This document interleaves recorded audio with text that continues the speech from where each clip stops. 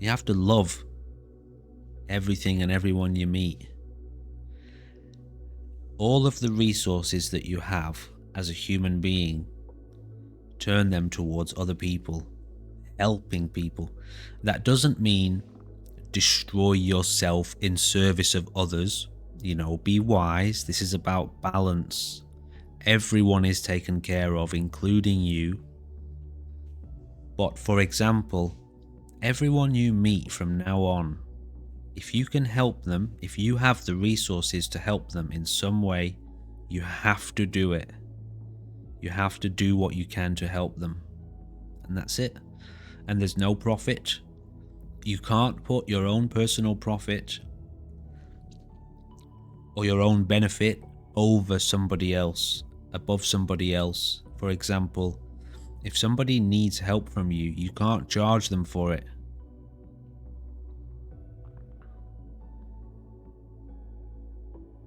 Exactly. How can you help? And be honest. Be careful. You have to govern this with wisdom. Right?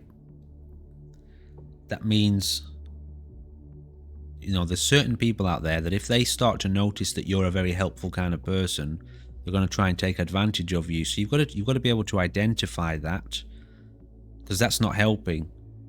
Allowing them to take advantage of you is not helping. So you've got to govern it with wisdom. It needs to be a firm awareness of the situation. That needs a strong mindfulness. Exactly. There's too much of that in the world already. And so we do this together. I've got your back. That means I'm going to check in here regularly. I'm going to make sure you're okay. And if there's anything you need, if I can help you with it, I'll help you with it. Free of charge. No fee. And then you do the same for me. You do the same for other people. You do the same for the people in your life. But again, and I'll just say this again, this wisdom has to recognize and acknowledge that there is an ego. The ego is real. It's a thing, okay? It's an illusion, but it's an illusion that dominates most people's lives, and it's totally self-centered and destructive. So don't serve that. You don't serve the ego. That's what's gotten us into this mess. So that means, obviously, within yourself, you're going to have to be able to identify the ego, identify what that is. Once you can identify that, then you'll be able to be safe. You'll be able to know, okay, this person's coming at me with pure ego. Behind that ego is a spirit. Does that spirit need help? Does that spirit need help to transcend this ego? Or is the ego too strong? And I can't get through to the spirit because the ego is too strong. It's blocking the way. You've got to be able to identify this sort of thing. And this is what gives you your strength. This is what gives you your ability to actually help and not get caught out and not get manipulated and tricked.